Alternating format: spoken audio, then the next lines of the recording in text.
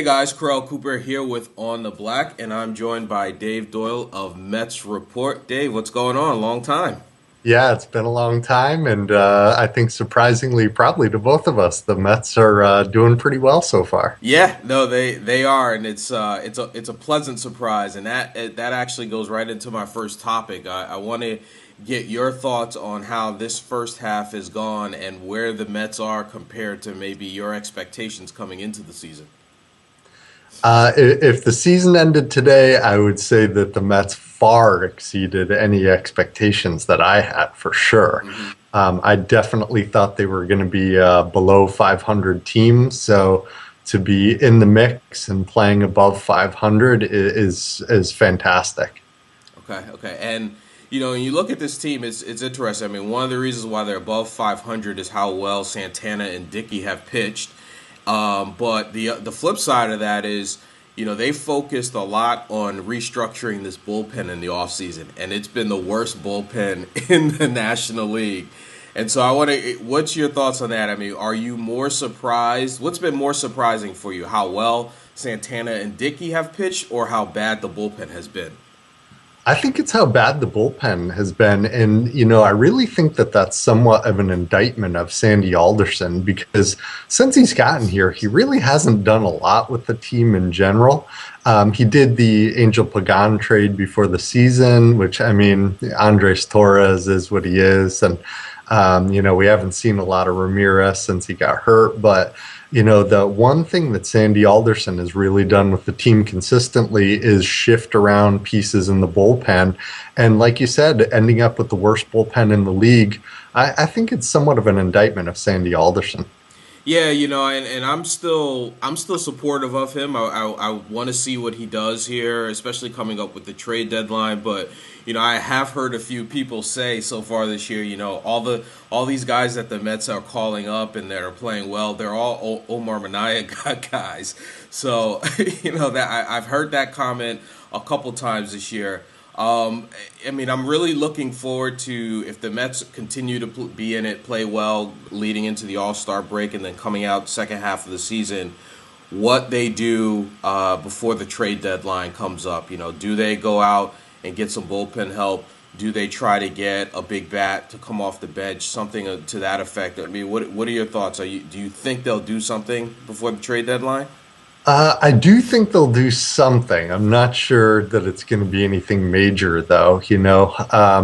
I think they're really going to try to bring somebody in that can get some outs in the bullpen, and I think they'd like to bring in another right-handed bat. The problem is where do you put a right-handed bat? Who's going to come out of the lineup? Jason Bay isn't going anywhere with his contract.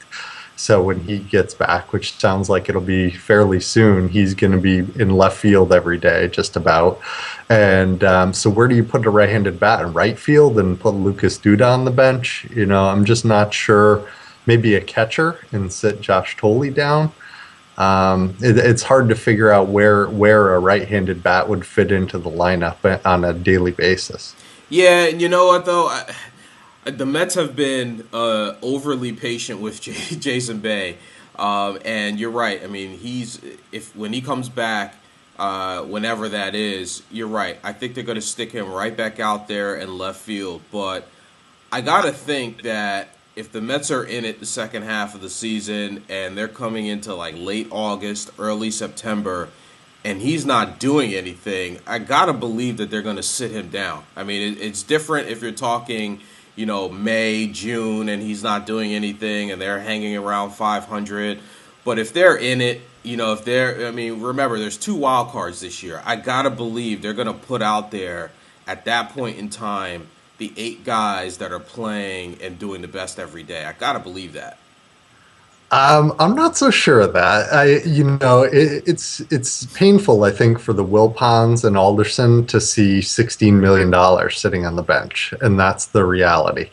And I think that might just be too much to bear. That they're gonna just keep putting him out there and attempting to get something out of him for that much money. I think it's just too much for them to take to watch that much money sit on the bench. I don't know. I mean, One hand is like you put Jason Bay in a lineup and maybe they don't make the playoffs, and the other hand is maybe they do make the playoffs. And you know just as well as I do, just get in the playoffs, and you never know what can happen, especially with Santana and Dickey at the top of the rotation pitching the way they're pitching. So, I agree. And, I'd love to see that. And what Nieuwenhuis has done this year has been really eye-opening, and it'd be nice to see him get more playing time. Maybe they could do a platoon with Bay out there, but still, it's that ends up being a lot of time that Bay is on the bench, and I don't know if his salary makes it too much to bear for them to watch that.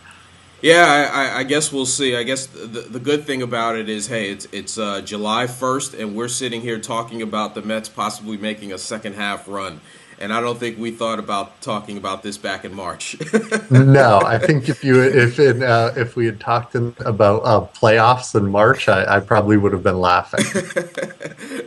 Well, hey, Dave, thanks for joining me for this chat. And for those of you out there watching, be on the lookout. Dave and I are trying to coordinate doing a live chat soon, kind of getting back to what we used to do last year. So be on the lookout for that. Dave, thanks for joining me. Thanks for having me on.